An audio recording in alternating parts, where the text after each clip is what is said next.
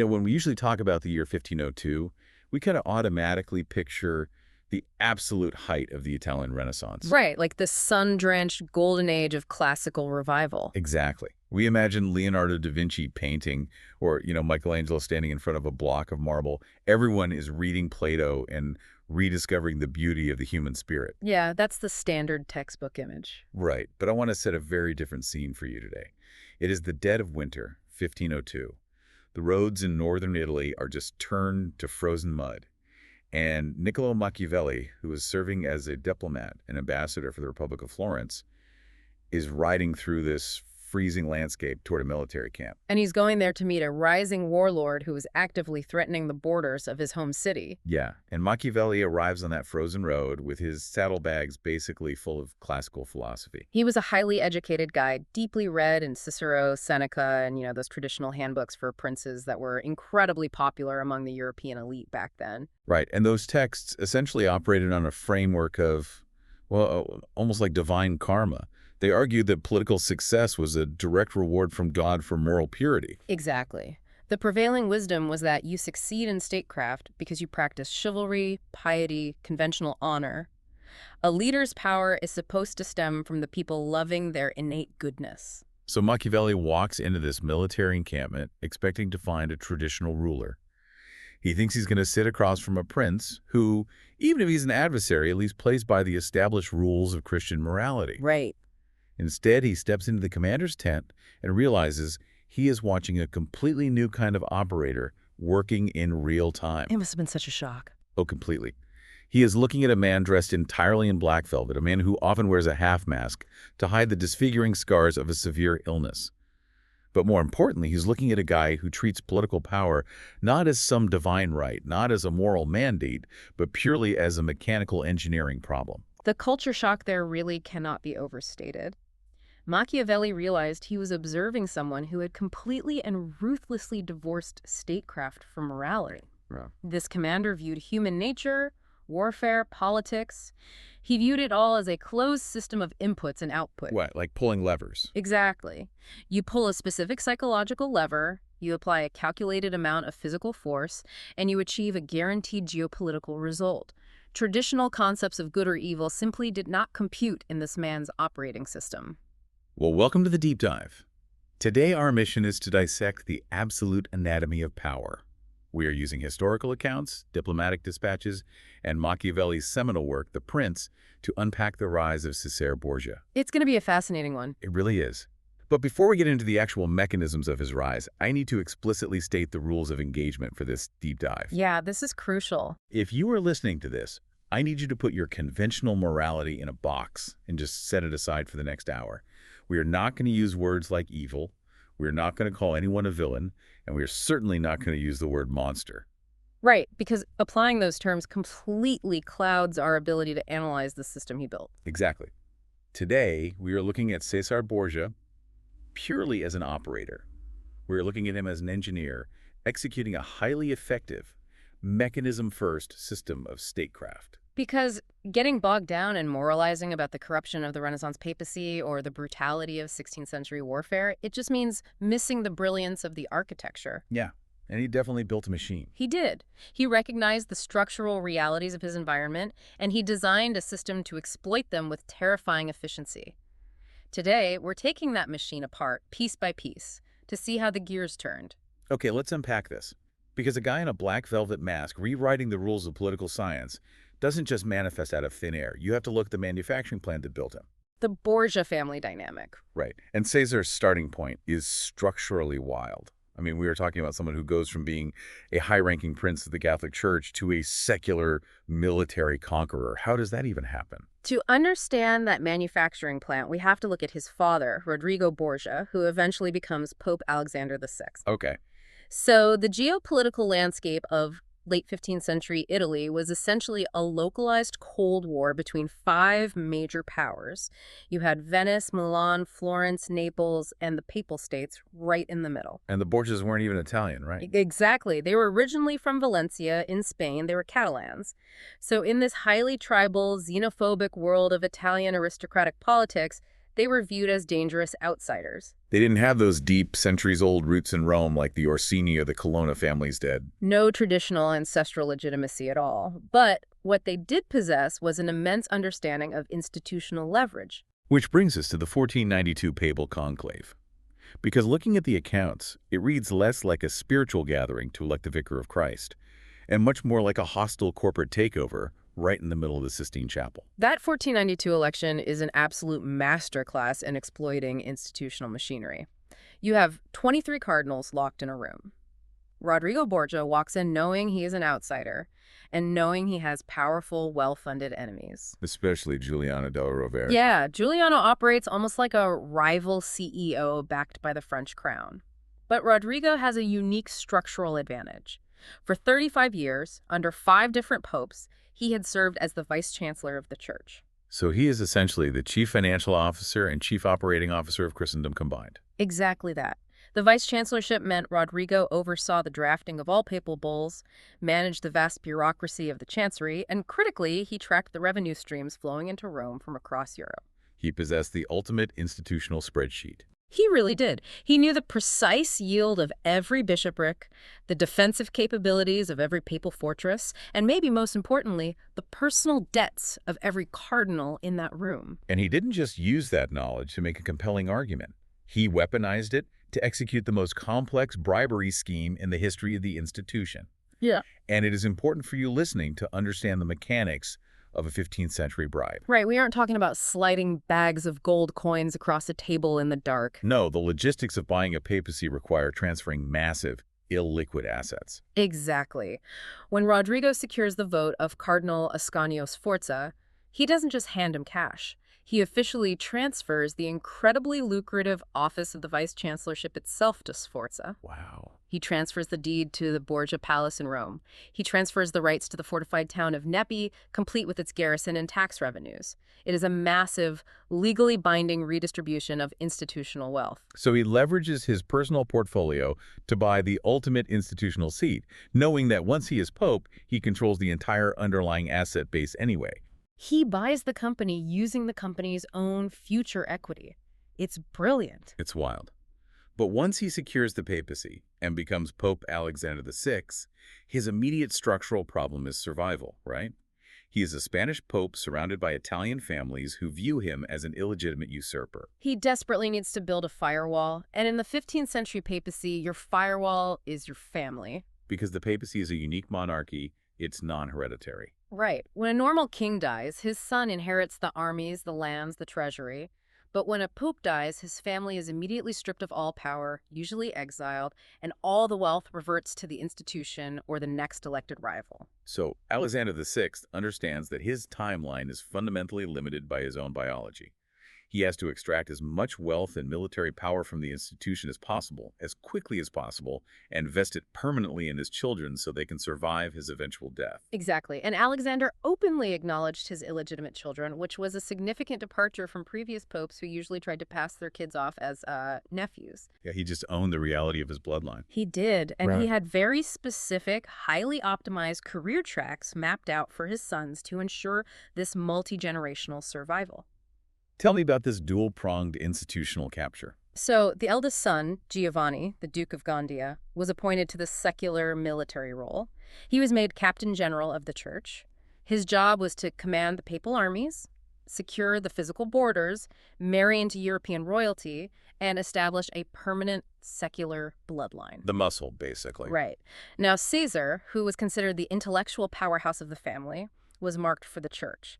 His job was to control the spiritual institution, manage the vast wealth, and eventually position himself to succeed his father as pope. And the speed at which they accelerated Caesar's career is just staggering. They essentially fast-tracked him through the entire corporate hierarchy of the Catholic Church. It was unprecedented. He's made Bishop of Pamplona at age 15. He becomes Archbishop of Valencia at 17. That's crazy. And immediately following his father's election to the papacy, Caesar is elevated to the rank of cardinal at the age of 18. An 18-year-old managing massive swaths of the church's geopolitical strategy. Right. The Borgia machine was operating exactly as designed. Giovanni holds the sword, Caesar holds the purse strings and the institutional leverage. But systems, no matter how well designed, are vulnerable to single points of failure. and the Borgia system suffered a catastrophic disruption in the summer of 1497. The murder of Giovanni. Yes, this brings us to a catalyst that forces a complete architectural pivot for the entire family. It's the night of June 14, 1497. Giovanni, the military heir, attends a dinner party at his mother's house in Rome. And after dinner, he rides off into the city streets with a masked man who had been visiting him at the Vatican for weeks. And he just disappears. Days go by. Eventually, a timber merchant who slinks on a boat near the river comes forward and says he saw several men throw a corpse into the Tiber River that night. So they drag the river and they find Giovanni. And the physical state of the body provides critical data points for analyzing the event. Yeah, Giovanni had been stabbed 9 times, including a fatal wound to the throat. But the most important detail, the detail that changes this from a tragic crime into a major geopolitical event, is that his purse, which contained 30 gold ducats, was completely untouched. Which is huge. 30 ducats was an enormous sum, more than a common Roman citizen might see in a year. Right, so that immediately eliminates the possibility of a random street robbery. If you are a bandit in 1497 Rome and you stab a nobleman, you take the gold. The untouched purse means this was a highly orchestrated, targeted assassination. Someone specifically engineered the removal of the military head of the Borgia family from the geopolitical chessboard. And the list of suspects was vast. You had the Orsini family, whom Giovanni had recently fought, so they had a clear motive. There were rumors of jealous husbands. But the most persistent hypothesis, the one that really terrified contemporaries and fascinated later analysts, was the theory that the system self-corrected from within. The theory that Caesar orchestrated the removal of his own brother. Exactly. And while the source materials emphasize that there is no definitive historical proof, there's no smoking gun or written order, the mechanics of the aftermath make a chilling sort of operational sense. Let's analyze the systemic problem Giovanni presented. From an operational standpoint, Giovanni was an incredibly underperforming asset. He really was. He had been given command of the papal armies, but he was widely considered feckless, arrogant, and just militarily incompetent. He had recently bungled a major campaign against the Orsini fortresses. Right. He had the title of Captain General, but he totally lacked the strategic depth and the ruthlessness required to actually build the permanent Borgia kingdom his father envisioned. So Giovanni represented a weak foundational pillar in a structure that required absolute strength to survive. Cesare, conversely, possessed extreme strategic brilliance, physical courage, and ruthless operational efficiency. But Cesare was trapped. Exactly. He was locked into an ecclesiastical role as a cardinal. Church law explicitly prevented him from marrying, having legitimate heirs, and building the permanent secular hereditary empire the family required. So the removal of Giovanni solves 2 massive architectural problems simultaneously. It eliminates a defective military commander who is actively jeopardizing the family's security, and it completely opens up the secular military vacancy for Cesare to fill. Which leads to an event unprecedented in the entire history of the institution. Right, August of 1498. Yes. Cesare Borgia stands before the College of Cardinals and officially resigns his position. He renounces his vows. He gives up the red hat, the massive ecclesiastical income, and the guaranteed safety of the church hierarchy. He just steps into the secular void left by his brother, and he adopts a new personal motto: out Caesar, out nihil. Either Caesar or nothing. This resignation is the ultimate execution of what Machiavelli would later define as virtù. And we really need to spend some time unpacking this concept because it is the core operating system of everything Cesare does next. Right, and it's important to clarify for you listening, Machiavelli's virtù is not the English word virtue. No, it is vital to decouple those concepts. When the classical manuals or Christian texts spoke of virtue, they meant moral goodness, honesty, charity, piety. Right. When Machiavelli observes Cesare and codifies the concept of virtù, he is using it strictly as a mechanical term. In the Machiavellian framework, virtù means supreme operational fluidity. It is the capacity for extreme adaptability, absolute skill, decisive action, and the total willingness to do whatever the immediate physical realities of state security require, regardless of moral constraints. It's the ability to look at the board, realize your current strategy has a hard ceiling, and completely rewrite your own identity to break through that ceiling. I always think about this in the context of a modern, high-stakes business environment. Imagine the CEO of a deeply entrenched, highly profitable legacy corporation. They have a guaranteed massive salary, a corner office, immense social status, total job security. One morning, they look at the market data and realize that while their current legacy product is safe, it will never achieve a total, unregulated global monopoly. So overnight, they just quit. Wow. They abandon the safe legacy product entirely. They throw all their accumulated capital into a highly dangerous, incredibly volatile, completely unregulated emerging market because they see a narrow window to build an absolute monopoly from scratch. The sheer tolerance for risk there is staggering. Being a cardinal was a guaranteed, high-status, incredibly wealthy identity, but Cesare recognized the structural limitation. A pope cannot legally pass a kingdom to his son. The church identity actively blocked his ultimate ambition of dynastic permanence. Right, so his willingness to completely shed that secure identity and step into the high-yield, high-mortality role of a Renaissance warlord is the pure embodiment of virtue. He adapted his very nature to the requirements of his ambition. But ambition and a black velvet suit do not win sieges. They do not. Which brings us to a massive logistical hurdle. You can change your title from cardinal to duke. You can declare your intention to conquer central Italy. But how does a former priest actually acquire a functioning war machine? Right. You need heavy cavalry, you need infantry, you need state-of-the-art artillery, and you need the massive logistical tail to feed and supply them. You cannot manifest an army through sheer willpower. No, you can't. And this introduces the first major mechanism in Cesare's operational blueprint, which is the utilization of borrowed capital. Cesare does not attempt to bootstrap his military startup. He doesn't spend a decade slowly recruiting local militias and saving his own money. Exactly. He leverages his father's institutional authority to acquire overwhelming force from external sources. He essentially uses the papacy as his venture capital firm and the Kingdom of France as his hardware supplier. That's a great way to look at it. So, to build his contiguous empire, Cesare targets the Romagna. Okay, let's talk about the Romagna. The Romagna is a large region in central Italy that technically belongs to the Papal States. Theoretically, the Pope is the supreme ruler, but in reality, the region has completely fractured. It's ruled by these semi-independent papal vicars, right? Yes. Local warlords and noble families like the Malatesta and the Sforza, they pay lip service to Rome, but they run their cities as private, heavily fortified fiefdoms. And Alexander VI wants to wipe the map clean. He wants to violently evict all these entrenched legacy families and hand the entire territory over to Cesare to rule as a centralized private duchy. But evicting heavily fortified warlords requires serious military capital, so Alexander provides the initial legal and financial capital. First, he issues a papal bull declaring that all the current vicars in the Romagna have failed to pay their annual tributes, and therefore they are legally deposed. Oh, wow. So he strips them of their legitimacy in the eyes of the law first. Exactly. Second, he opens the papal treasury. In one move, Alexander creates 12 new cardinals, specifically charging them massive fees for the privilege. He's effectively liquidating institutional titles to generate the hard cash Cesare needs for mercenary contracts. Yes, but the cash is only half the equation. You need top-tier military technology to breach those fortresses. And this is where the Borgias execute a geopolitical masterstroke with the newly crowned King of France, Louis XII. Because Louis XII has a massive strategic problem of his own. Right. He wants to invade Italy to claim the Duchy of Milan and the Kingdom of Naples. To do this without uniting all of Europe against him, he needs the Pope's diplomatic blessing. And furthermore, Louis needs an annulment of his current marriage to Joan of France so he can marry Anne of Brittany, which is vital for securing his own internal borders. It is the ultimate transactional quid pro quo. Alexander VI has the power to grant the annulment and the blessing.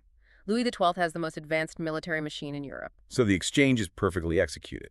Cesare himself travels to France to deliver the papal bull of annulment. And in return, Louis XII grants Cesare a French noble title, making him the Duke of Valentinois, which gives him his famous nickname, Il Valentino. But far more importantly, Louis provides the hardware. Yes.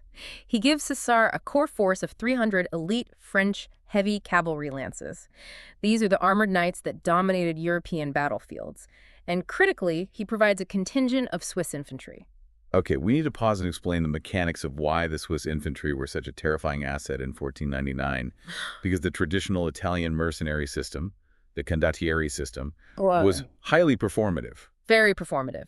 Italian mercenary bands often fought almost bloodless battles where the primary goal was to capture the enemy and ransom them back. It was a business. Right. The Swiss did not play that game. The Swiss pike square fundamentally broke the Italian model of warfare. We are talking about blocks of thousands of men armed with 18-foot ash pikes marching in strict cadence to drums. They were highly disciplined, hyper-aggressive, and they did not take prisoners. They fought to annihilate the enemy force. Dropping a veteran Swiss pike block into the middle of the performative Italian mercenary ecosystem was like bringing a modern tank to a cavalry charge. It was overwhelming, disruptive technological superiority. So Cesare marches into the Romagna, operating a machine built entirely on French assets and papal financial backing. This is the definition of borrowed capital. And he uses this borrowed machine to execute a highly aggressive, systematic campaign of conquest. He hits the cities of Imola, Pesaro, Rimini, and Faenza. He doesn't just defeat these local lords in open field skirmishes, he brings advanced siege logistics to bear against their legacy infrastructure. A prime example of this operational efficiency is the Siege of Forlì in late 1499.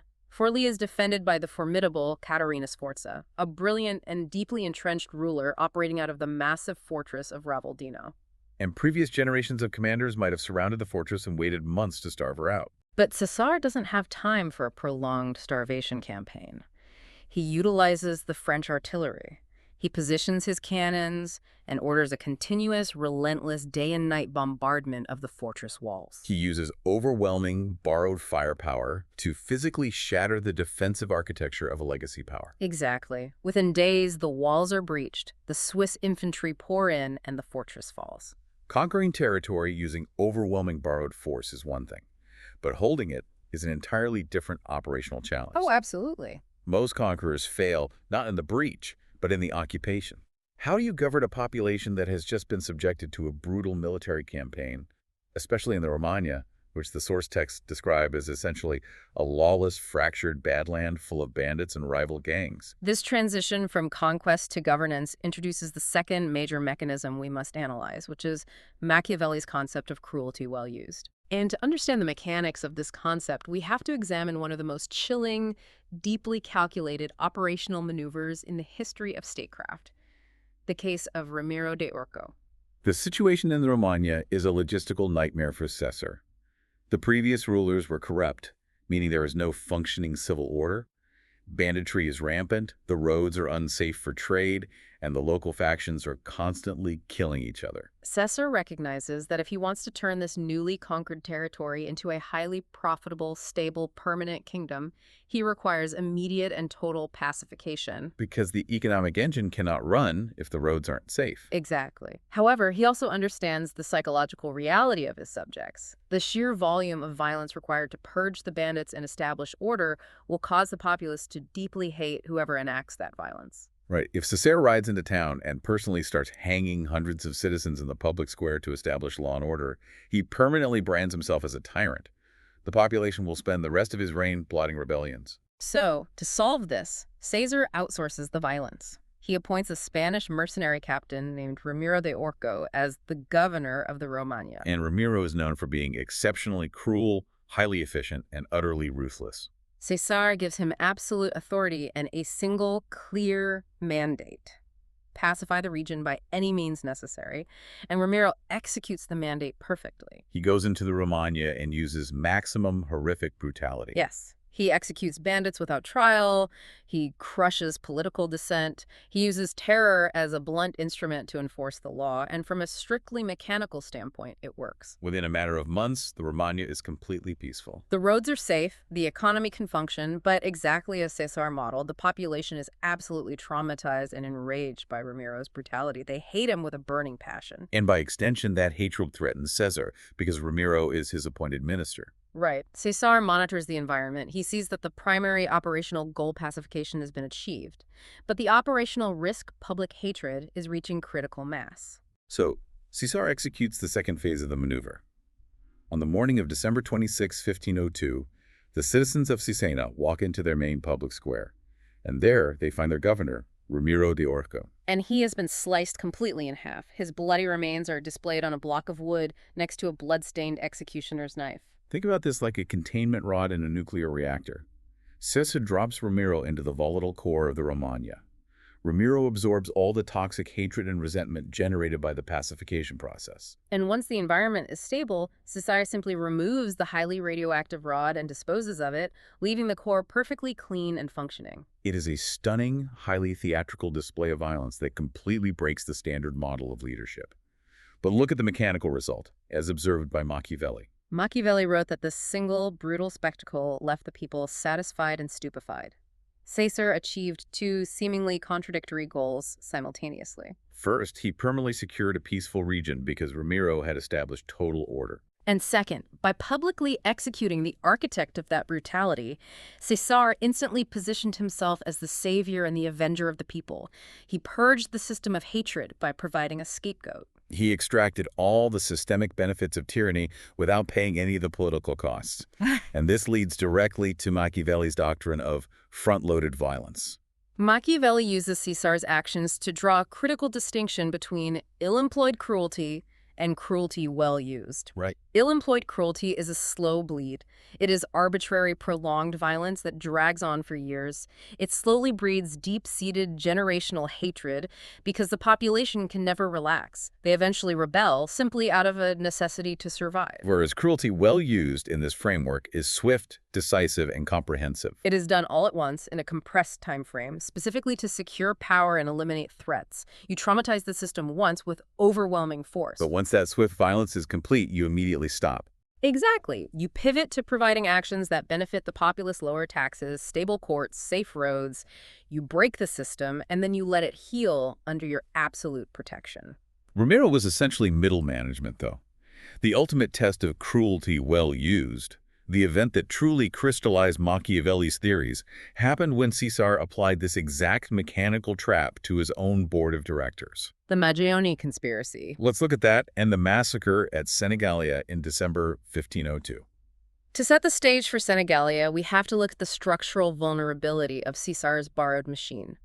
As his empire expands, he is relying heavily on a coalition of powerful Italian mercenary captains, the condottieri. These are men from established, powerful families like the Orsini and the Vitelli. Right. They command their own private armies, and they have functioned as the tip of Caesar's spear during his conquests. But these captains are watching the board. They see Caesar systematically removing independent lords across the peninsula. They realize a terrifying mathematical truth. Eventually, Caesar is going to run out of external enemies. And when he does, to achieve total centralized control, he is going to eliminate them. It is a highly rational calculation on their part. Right. If you are a subcontractor working for a CEO who just slaved his own pacification minister in half, you understand that your own position is inherently precarious. So these captains form a preemptive conspiracy. In October 1502, they meet at the castle of La Magine. They form a pact to rebel against Cesare, and they actively incite violent rebellions in several of Cesare's newly conquered cities, including Urbino. Overnight, Caesar's entire borrowed machine turns against him. The very military assets he relies on to project power are actively trying to dismantle his empire. This is the ultimate stress test of his virtù. If he panics, he loses everything. Instead, he executes a masterclass in psychological manipulation. He plays the fox. Machiavelli writes about the necessary duality of a ruler, right? The lion and the fox. You must be a lion to physically frighten the wolves, but you must be a fox to recognize the traps.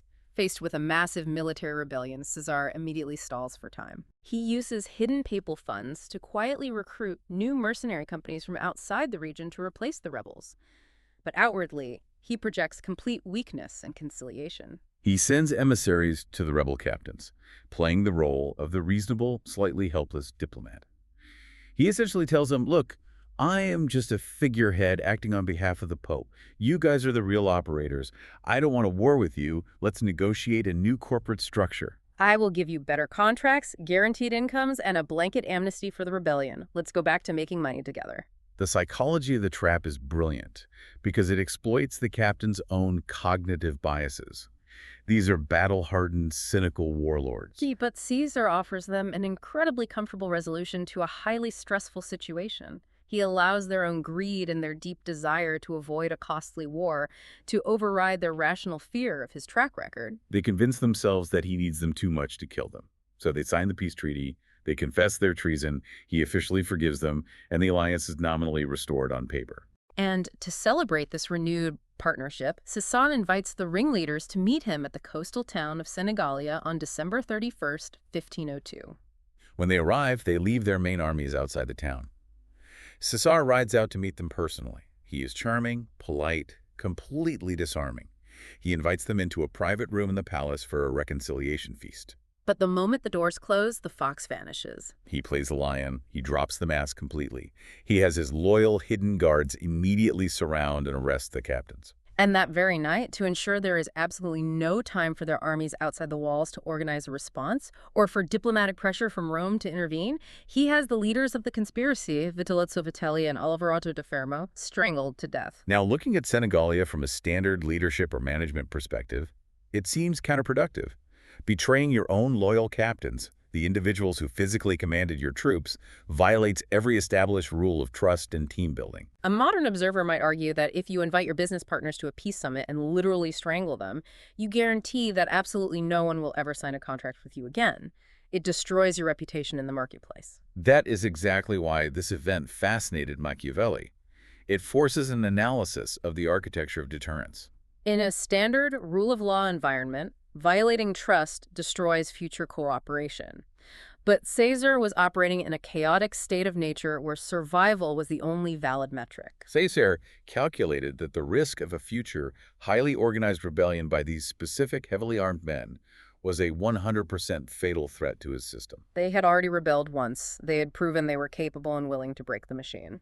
By executing them at Senigallia, Caesar achieved two massive, instantaneous systemic upgrades.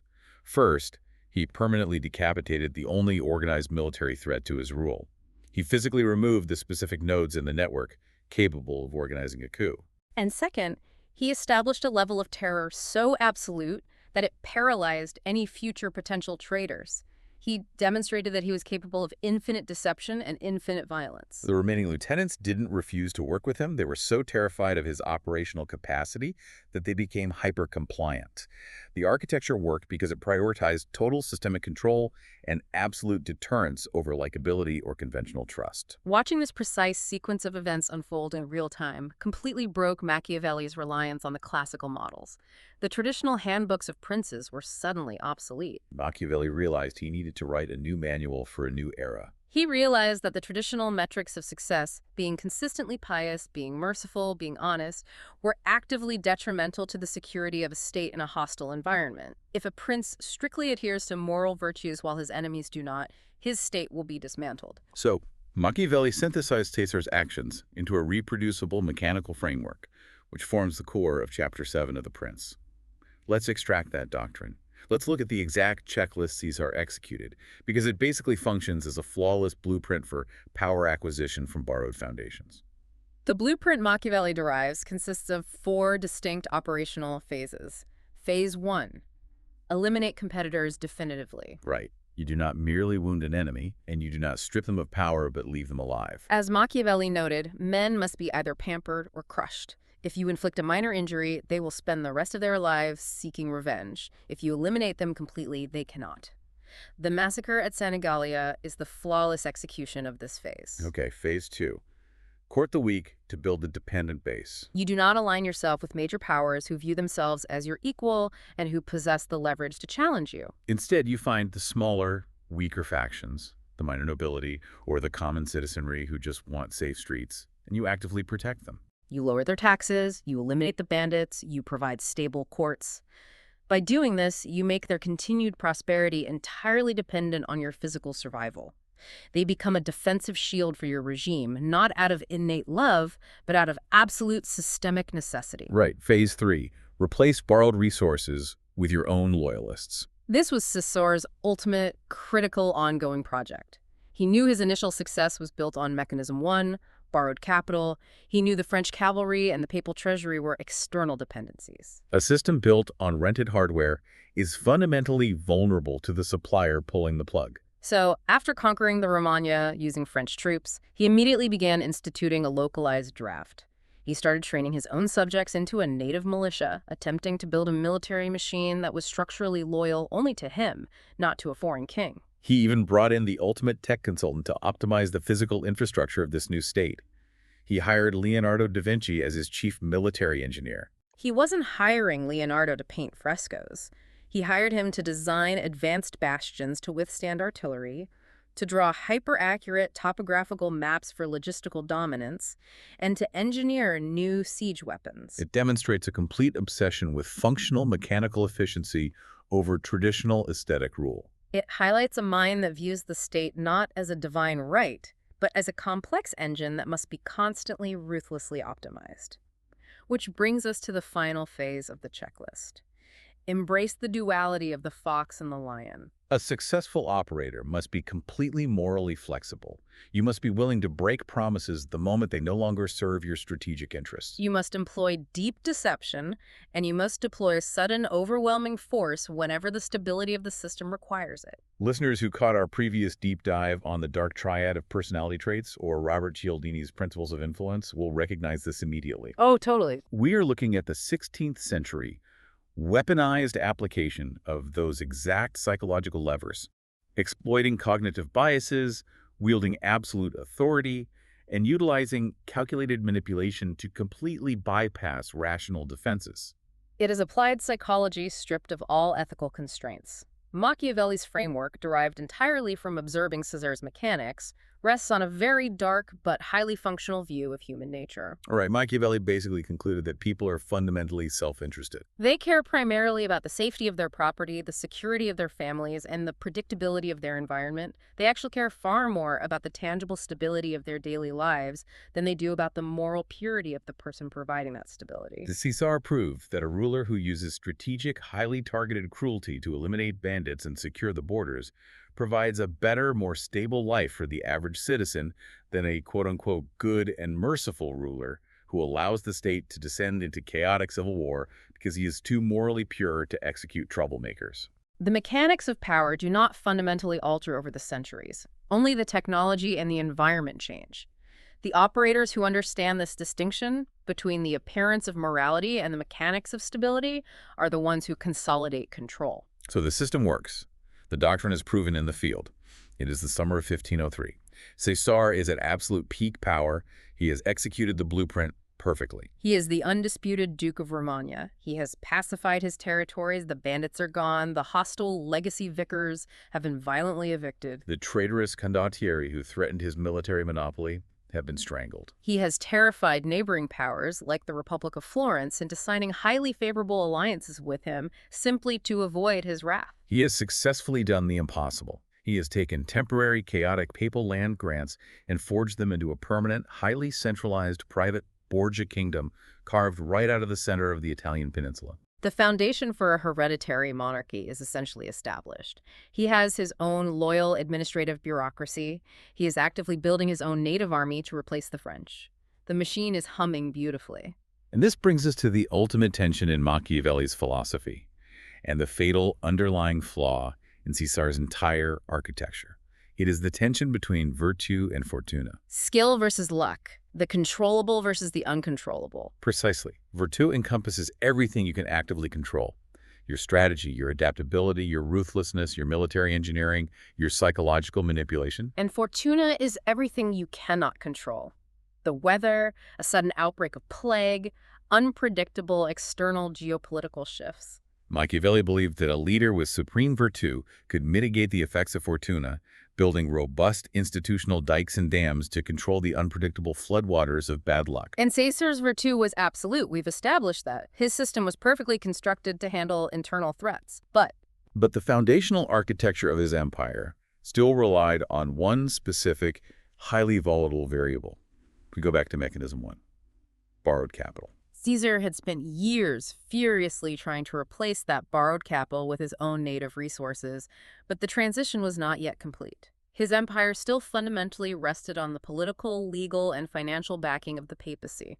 And his father, Pope Alexander VI, controls the papacy. This is the one variable that Caesar cannot control with violence or cunning or extreme adaptability. He cannot control the biological mortality of a 72-year-old man. Think about it like a brilliant tech startup. You write a flawless, world-dominating application.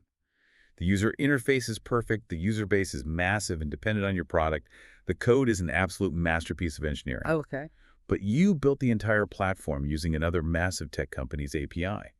You are completely reliant on their servers to run your code. You can be a genius operator, you can have the most optimized product in the world, but if the CEO who owns those servers pulls the plug, your entire empire vanishes into thin air instantly. It raises a profound structural question about the nature of power. Can any architecture built on borrowed foundations ever be fully secured, regardless of the brilliance of the operator? Cesare Borgia executed the daily mechanics of rule with absolute perfection.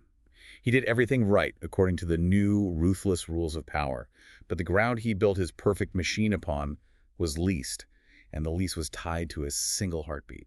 Cesare Borgia engineered a perfectly functional state using nothing but fear, extreme calculation, and pure pragmatism.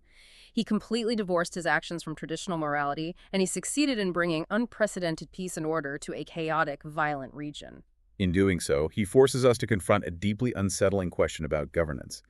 If a ruthless, mechanical, morally vacant system provides more peace, more safety, and more stability for the common citizen than a moral but weak and incompetent leader, which one is actually better for society? It is the paradox at the heart of statecraft.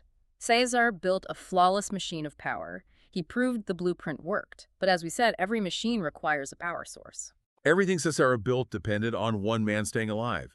Tomorrow, what happens when he doesn't?